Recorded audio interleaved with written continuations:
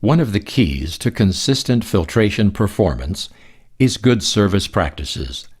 With this in mind, the Donaldson Company has prepared these step-by-step servicing guidelines. Donaldson spin-on filters have pictograms to define the service maintenance steps. Let's take a brief overview of the Donaldson Lube filter pictograms. Do not use tools. Clean the filter base. Fill with oil. Lubricate the gasket. Hand tighten. Complete tightening according to the instructions printed on the filter. And these are the various global recycle symbols. Check the new filter you will be installing for any shipping and handling damage. Do not install a dented filter, since the canister has been weakened at that point.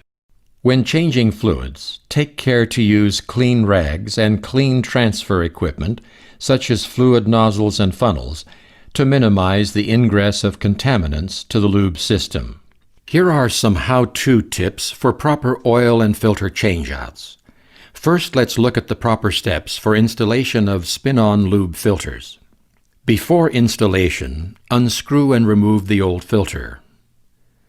Remove the old filter gasket if still attached to the base. Wipe the filter mounting base or head with a clean cloth. To install a spin-on lube filter, if manufacturer recommends, fill the new filter with oil on the dirty side. That means don't pour the oil down the clean oil center tube. Apply a thin film of clean motor oil to the new filter gasket. Do not use grease. To avoid cross-threading, line up the filter threads to the mounting base or head carefully. Screw the new filter on until the gasket contacts the base. Follow the instructions on the filter for final tightening torque specifications. Check the gasket of the new filter to be sure it is properly seated in the groove. Note that not all filters require the use of tools for changing. After installation, be sure the oil reaches the full level on the dipstick. Start the engine and check for leaks. Correct the source of leaks if any are observed. Shut off the engine and recheck the oil level. Add oil if needed. Let's summarize the service steps presented. Inspect the new filter. Remove the used filter and gasket. Clean the filter mounting head. Pre-fill the filter. Lubricate the filter gasket. Line up the filter threads to the receiver. Install new filter per instructions. Check lubricant level. Start engine and check for leaks. To properly install cartridge lube filters, follow these steps. Before installation, loosen the cap and remove the cap cartridge or element assembly. Drain and dispose of the used cartridge and remove the old gasket from the cap. Dispose of both in accordance with local disposal guidelines. Clean the housing seal area and cap with a clean cloth. To install the new cartridge, first fit the new gasket into the cap. Place the new filter cartridge into the cap. Reinstall the cap with the filter element and tighten the cap to its proper torque. After installation, be sure the oil reaches the full level on the dipstick. Start the engine and check for leaks, and monitor the oil pressure gauge to ensure proper oil pressure is developed.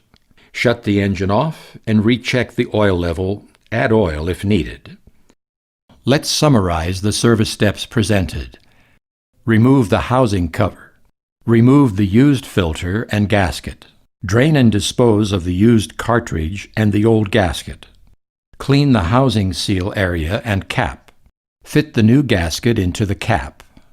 Install new filter per instructions. Replace the filter cap.